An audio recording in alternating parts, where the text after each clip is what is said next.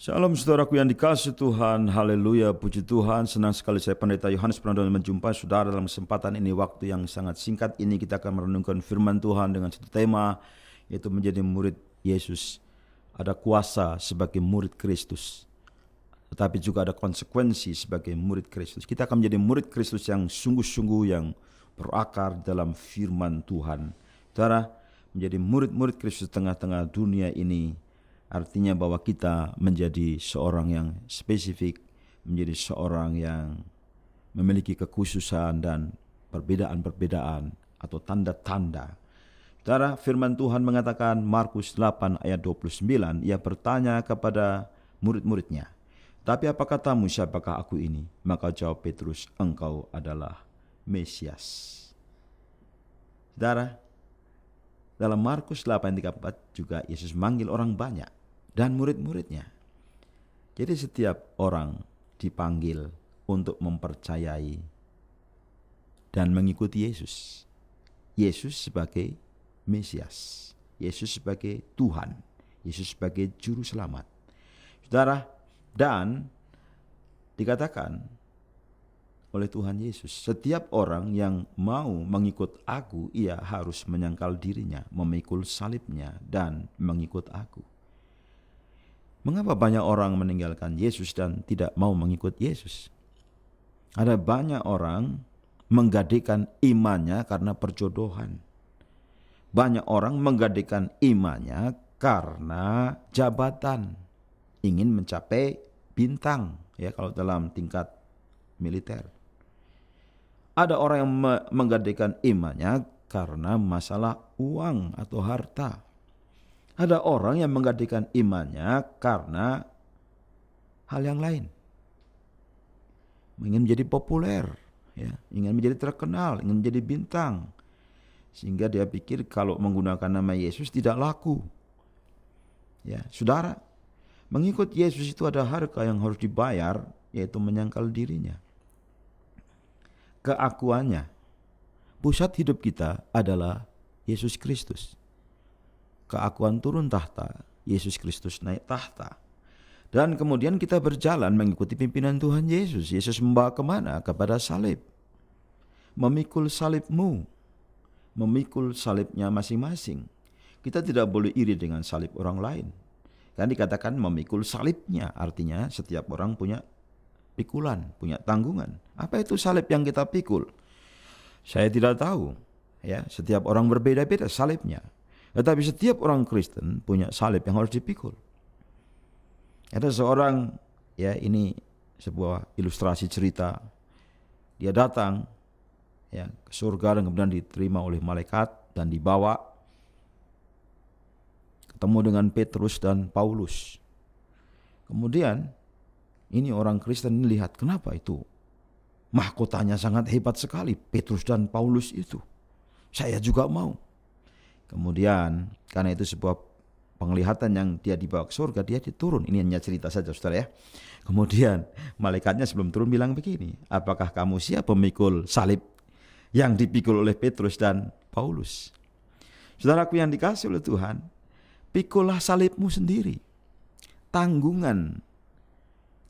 jawab sebagai murid Kristus. Siapapun saudara, dimanapun saudara berada, kita punya tanggung jawab. Kita punya peran, kita punya tugas. Kita punya pekerjaan masing-masing. Dan kita juga menghadapi situasi yang berbeda-beda, konteks yang berbeda-beda. Dan itu adalah bisa menjadi salib. Kalau yang saudara alami itu kemudian berpengaruh terhadap keputusan saudara, apakah mau tetap ikut Yesus atau balik. Suatu hari ada seorang pemudi yang cerita dia bekerja di sebuah perusahaan, di sebuah kota, dan kemudian katakan, di sini hanya saya sendiri orang Kristen. Tidak ada yang lain. Dan dia merasa kesepian, dia kalau ke gereja harus pergi ke kota yang sangat lain, yang sangat jauh sekali. Saudara, mungkin itu salib bagi dia. Dia harus pergi ke tempat yang jauh hanya untuk beribadah. Tetapi di tengah-tengah masyarakatnya dia harus menjadi seorang pribadi yang dikucilkan karena imannya misalnya ya. Saudara kasih Tuhan, dan tetap mengikut Yesus. berapapun harganya. Saya baru-baru ini mengunjungi teman saya yang ada di Kamboja dan saya membaca, mendengarkan sejarah kekristenan di Kamboja. Bagaimana banyak orang Kristen yang dianiaya karena mengikut Yesus dan mereka dibunuh dengan cara yang sangat kejam oleh rezim komunis pada waktu itu. Dan orang Kristen tinggal 200 orang. Dan puji Tuhan sekarang mulai berkembang. Saya sering ketemu dengan teman saya dari Kamboja itu menceritakan bagaimana kekristenan berkembang. Karena orang-orang Kristen setia mengikut Yesus. Dan banyak orang yang udah lari balik lagi. Saudara pun kasih Tuhan, murid Yesus membayar harganya. Apa itu harga? Yaitu hidupnya itu, jiwanya. Karena siapa yang mau menyelamatkan nyawanya, menyelamatkan hidupnya, menyelamatkan dirinya, ia akan kehilangan nyawanya. Tapi barang siapa kehilangan nyawanya karena aku dan karena Injil, ia akan menyelamatkannya. Saudara, ada pertukaran di sana, yaitu ketika kita menyerahkan nyawa kita, justru kita mendapatkan nyawa, hidup yang baru karena Injil. Tapi kalau kita mempertahankan nyawanya, mempertahankan keakuannya, mempertahankan hidup kita yang lama yang di dalam dosa itu, maka saudara akan kehilangan nyawa dan binasa. Tapi kalau kita percaya Yesus dengan segala konsekuensinya, percaya Injil, kita diselamatkan. Karena itu saya menantang saudara. Yang pertama, serahkan hidup saudara secara total kepada Tuhan Yesus. Serahkan kehendakmu, cita-citamu, masa depanmu. Oh, ini berat, Pak. Cita-cita saya besar, cita-cita saya tinggi, cita-cita saya hebat, mulia.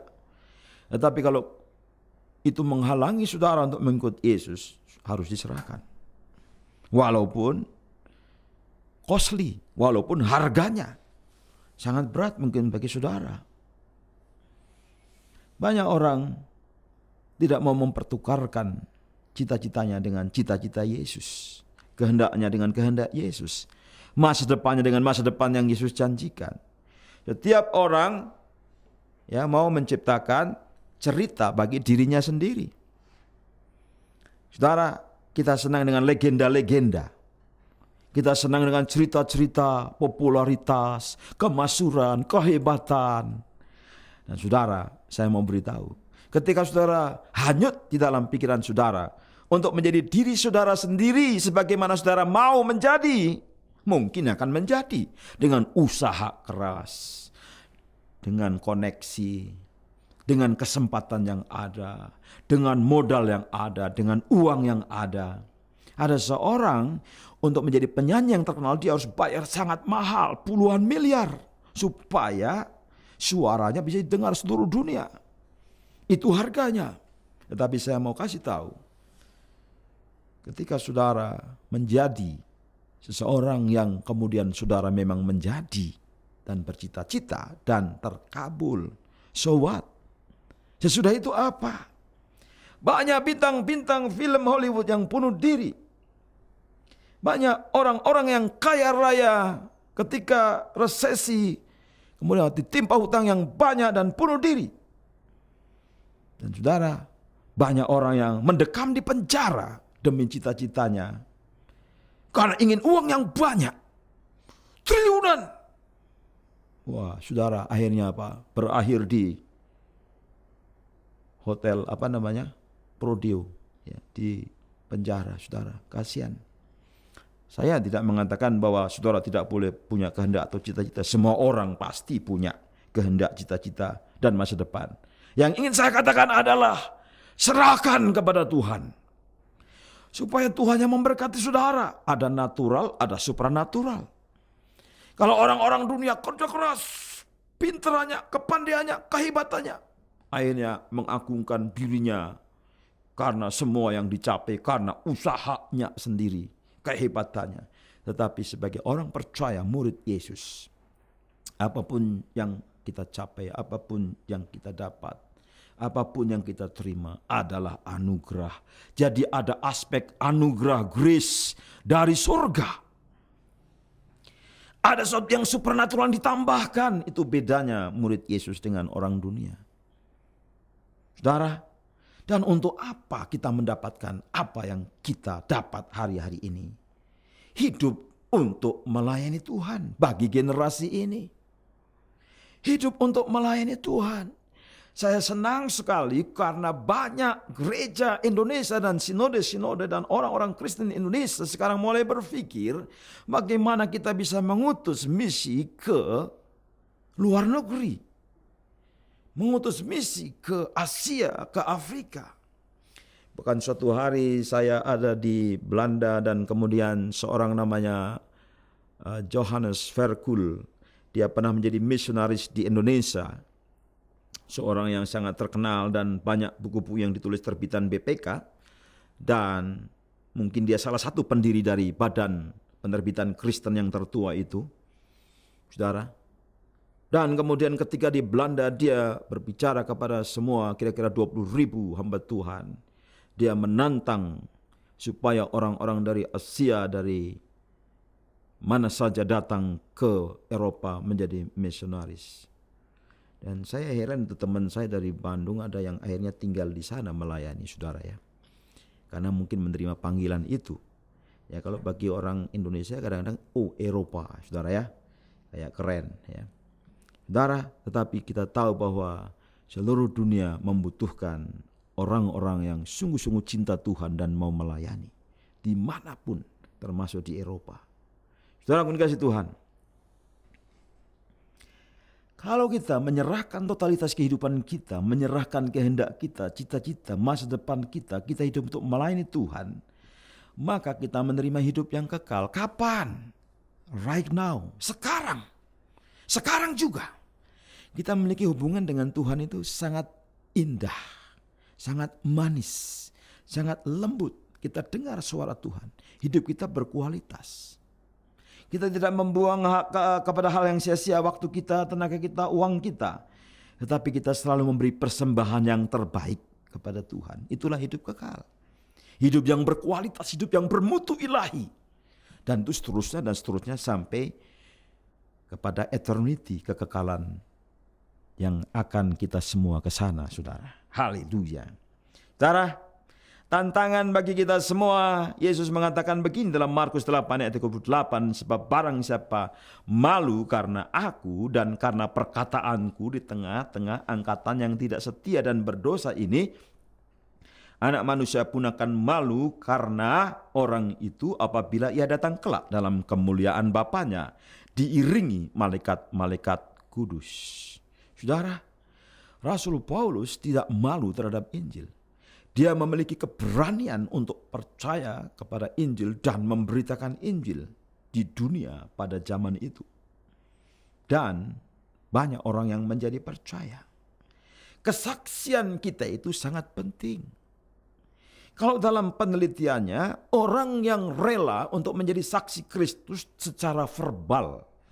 Saksi Kristus dengan utuh.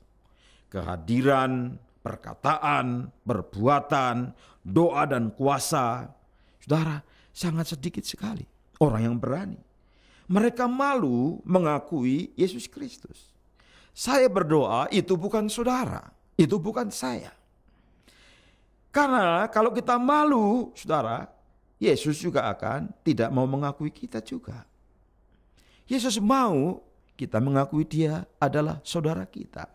Ya, Yesus adalah saudaraku, Yesus adalah Tuhanku, Yesus adalah sahabatku, Yesus adalah pemeliharaku.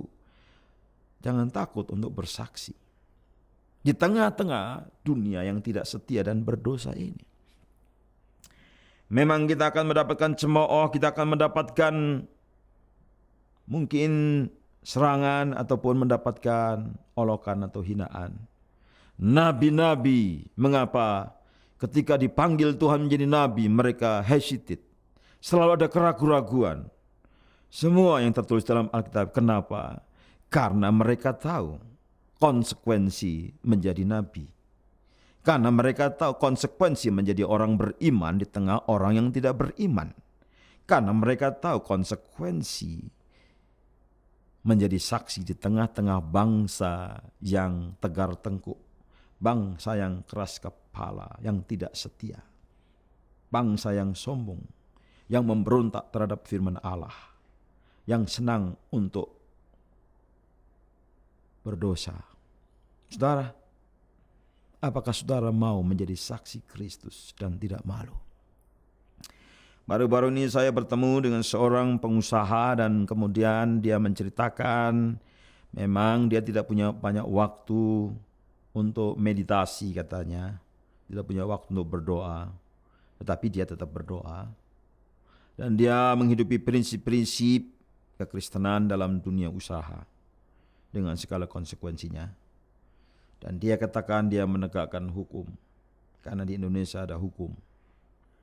Artinya dia juga membayar pajak, mungkin yang saya baca. Saudara yang dikasihi Tuhan, apakah kita begitu penting dan lebih penting dari Tuhan dalam hidup kita? Saya mau berkata sekali lagi, apakah saudara menganggap saudara lebih penting dari Tuhan? Tuhanmu, Tuhan Juru Selamatmu itu.